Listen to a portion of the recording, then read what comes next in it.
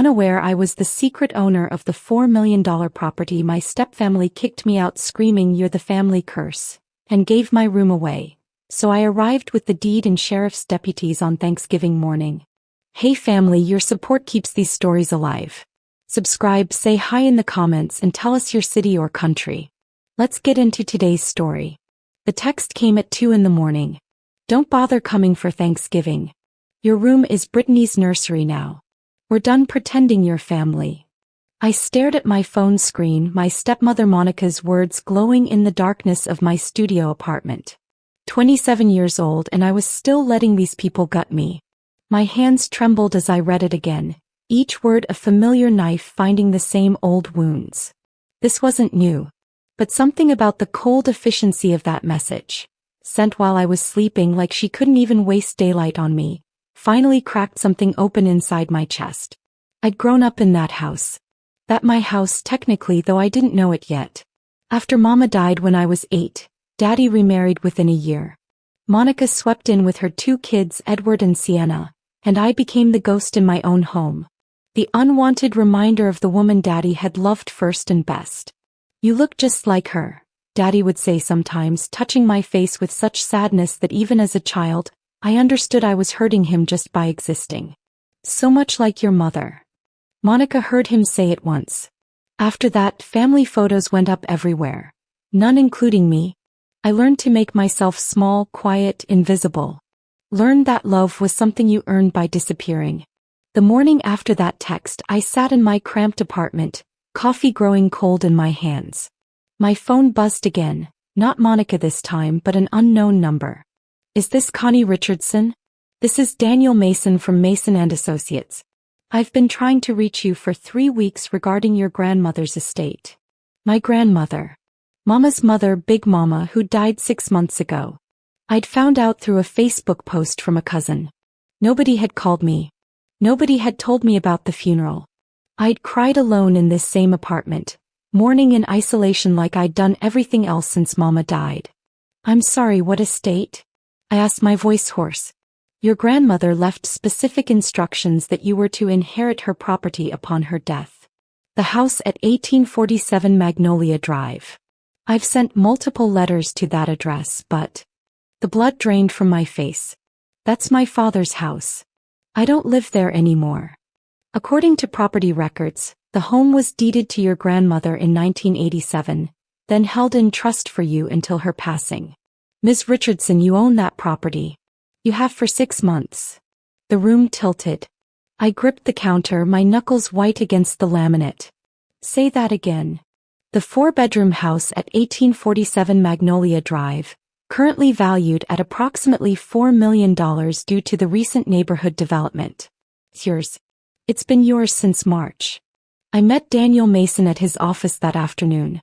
My hands shook as he spread documents across his desk. Deeds, wills, letters I should have received months ago. "Your grandmother purchased the property in 1987 when your parents married," he explained, sliding papers toward me.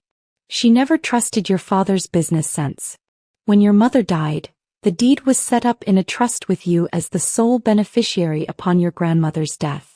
It was her way of ensuring you'd always have security. But my father lives there. My stepmother. They've been renovating, redecorating." My voice cracked. "They just told me my childhood bedroom is now my stepsister's baby's nursery." Daniel's expression hardened. "Without your permission?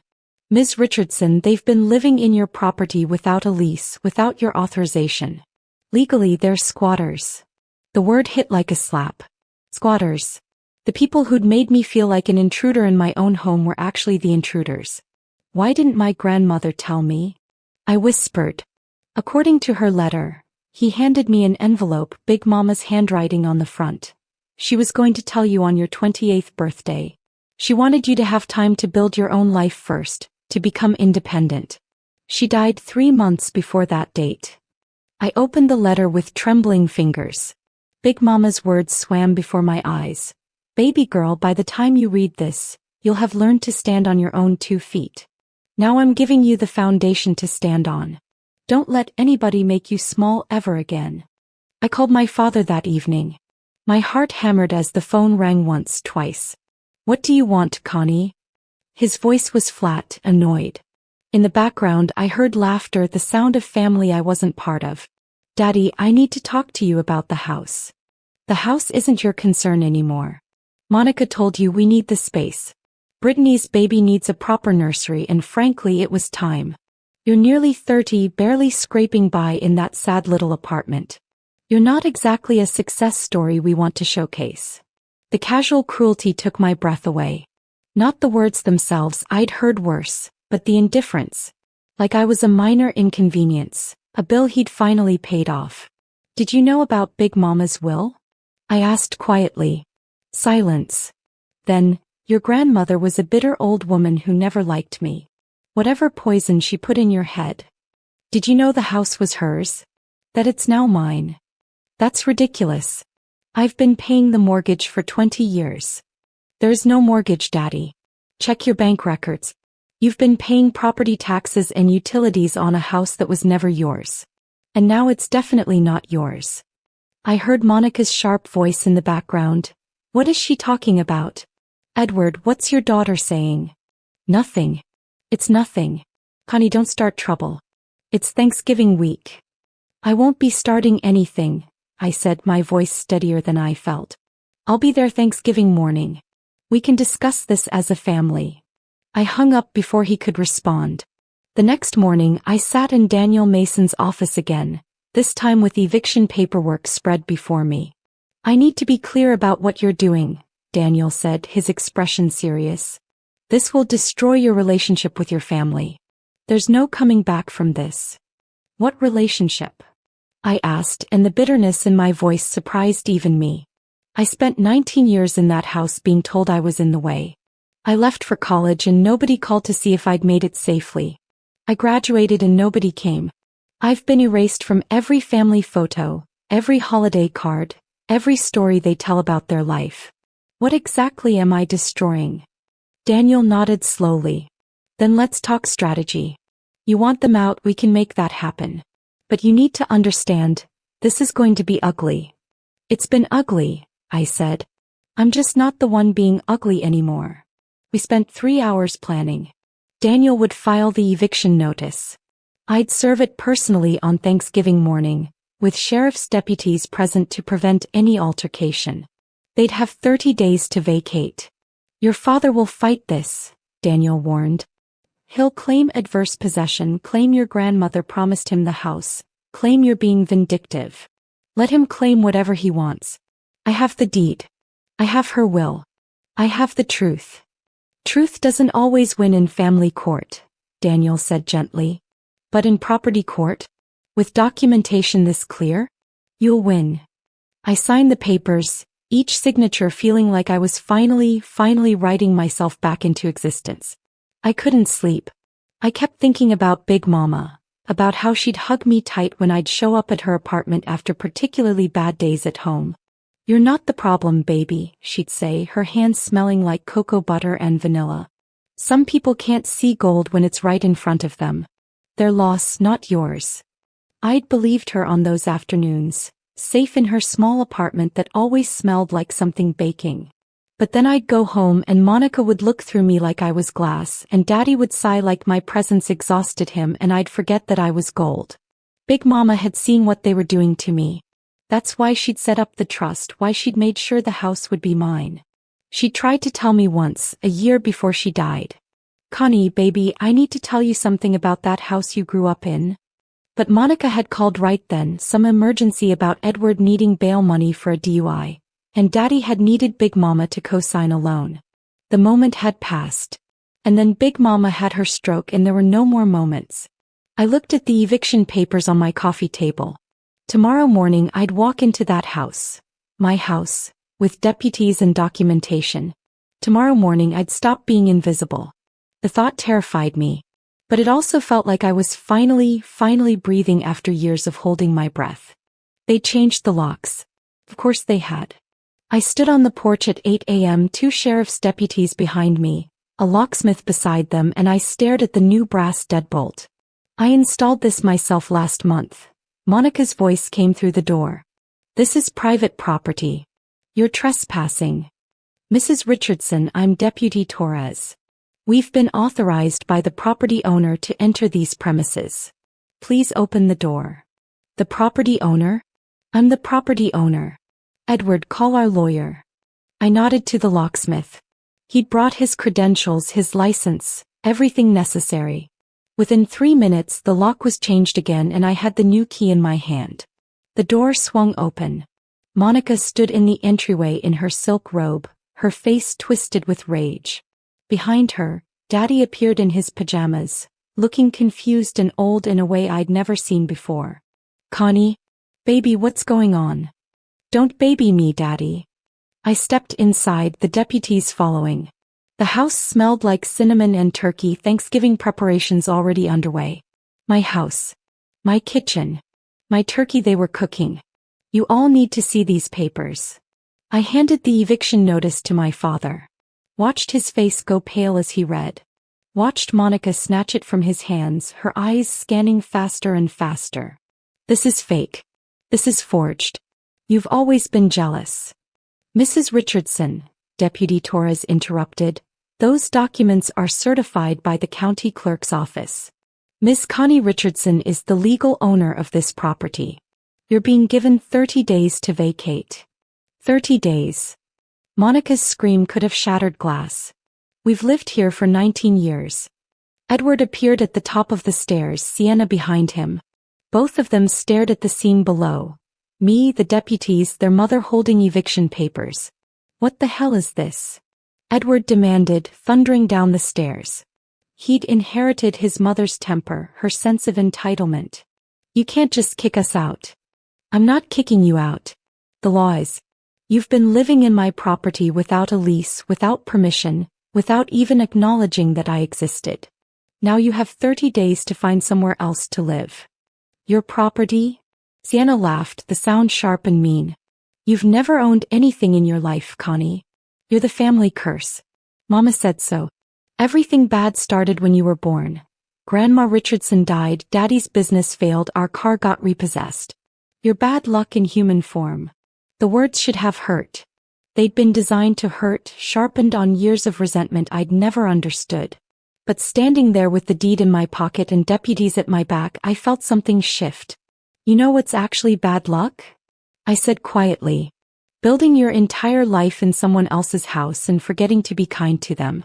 That's bad luck, Sienna. Daddy sank onto the stairs, his head in his hands. Connie, please. We can work this out. This is all a misunderstanding. Your grandmother, she wouldn't have wanted this. Big Mama set this up specifically to protect me from all of you. I said, each word clear and deliberate. She knew. She saw what you were doing to me, how you treated me like I was poison. And she made sure I'd have something you couldn't take away. We gave you everything. Monica shrieked. A home, food, clothes. You gave me nothing. You lived in my inheritance and treated me like a burden for existing in it. You want to know why your grandmother hated me? Daddy's voice was hollow, broken. He hadn't moved from the stairs and suddenly he looked ancient. Because I let it happen. I let Monica treat you like you didn't matter. I let them give away your things, erase you from photos, forget your birthdays. Your mother, your real mother, made me promise to protect you and I failed. The room went silent. Even Monica seemed shocked by his admission. You looked so much like her, Daddy continued, tears streaming down his face. Every time I saw you, I saw Catherine. Saw her smile, her eyes, her way of tilting her head when she was thinking. It hurt, baby. It hurt so much to look at you. And Monica made it easy to look away. So you did, I whispered. For 19 years you looked away. I thought I was giving you space to grieve. Then I thought I was giving Monica space to bond with her kids. Then I thought, I don't know what I thought. The years just passed and it got easier to let you fade into the background. By the time I realized what we'd done, you were already gone. Edward was staring at his stepfather with disgust. You're seriously crying right now? Trying to make us feel sorry for you? I'm not trying to make anyone feel anything, Daddy said. I'm telling the truth. Connie, your grandmother begged me to do right by you. She told me that house was for you, that Catherine had wanted you to always have a home. And I nodded and smiled and let Monica convince me the old woman was senile. She wasn't senile, I said, my voice cracking. She was the only person who loved me after Mama died. I loved you, Daddy said. I just loved my comfort more. The honesty was almost worse than the cruelty had been. This is touching and all, Monica spat, recovering her venom, but we're not leaving. Call your lawyers, Edward. We'll fight this. We've established residency. We've maintained this property. You've stolen from your stepdaughter for 19 years, Deputy Torres interrupted. His voice was calm but cold. Ma'am, I suggest you consult a lawyer before you continue talking. Ms. Richardson has every legal right to remove you from her property. You can leave voluntarily in 30 days or we can forcibly remove you. Your choice. We'll sue you, Monica hissed at me. We'll take everything. You'll end up with nothing, just like you've always been. Nothing. I'm the one with a $4 million property, I said softly. What are you going to take, Monica? My studio apartment? My used car? My student loan debt? You've already taken everything that mattered. My childhood, my father, my family. The house is all I have left and it was never yours to take. Sienna started crying loud, dramatic sobs. Where are we supposed to go? We don't have anywhere to go. You have 30 days to figure it out. That's more notice than I got when you gave away my bedroom via text message at 2 a.m. That was different. Sienna shrieked. We needed the space. And I need my house back. Welcome to consequences. Brittany appeared then, my youngest stepsister, carrying her newborn baby. She looked at the scene with wide eyes. What's happening? Why are there police here? Your sister is stealing our home, Monica said dramatically. After everything we've done for her, she's throwing us out on the street like garbage. I'm enforcing my legal rights, I corrected. There's a difference. Thanksgiving dinner didn't happen, obviously. The deputies left after confirming I had new keys and that everyone understood the eviction timeline. The locksmith gave me copies and a bill I paid without blinking. I stood in the living room after everyone retreated to their rooms, looking at the space I'd grown up in. They'd redecorated everything. Every wall, every piece of furniture, every photograph. It was like I'd never existed here. Daddy came down the stairs slowly. He looked smaller somehow, diminished. I'm sorry, he said. I know it doesn't mean anything now, but I'm sorry. Why now? I asked. Why are you sorry now that I have power, but you weren't sorry when I had nothing? He flinched. I don't have a good answer for that. No, I agreed. You don't. Will you ever forgive me? I thought about it, really thought about it. About the little girl who desperately wanted her daddy to love her. About the teenager who'd learned to make herself invisible. About the young woman who'd left home and never looked back because nobody had asked her to stay. Maybe, I said finally. But not today. Not while you're still living in my house. Not while Monica is upstairs calling me a curse. Maybe someday when you've spent some time understanding what you took from me. But Daddy, that forgiveness isn't guaranteed.